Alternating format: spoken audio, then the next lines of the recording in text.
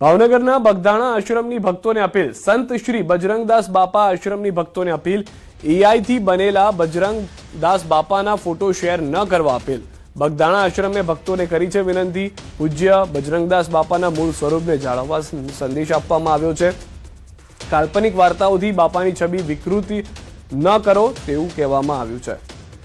આ તરફ પરમ પૂજ્ય સંત શ્રી બજરંગદાસ બાપાનો ઓરિજિનલ ફોટો અને સાચા વિચારોને જ પ્રાધાન્ય આપો। એઆઈ ફોટા અને મનગઢંત રીલ્સથી દૂર રહેવા અપીલ, જેથી આવનારી પેઢી સુધી સાચો વારસો પહોંચાડવાની વિનંતી।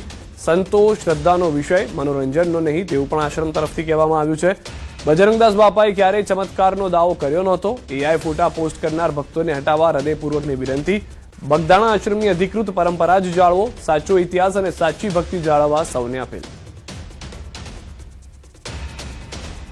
मूल वस्तु कोईपण भगवानना स्वरूपनु अथवा कोईपण संतोना कोईपण गुरुदेवाना स्वरूपने जे वास्तविक स्वरूप छे एनाथी विकृत करीने अथवा एनाथी विपरीत स्वरूप समाज सामे नहीं आववुं जोईए।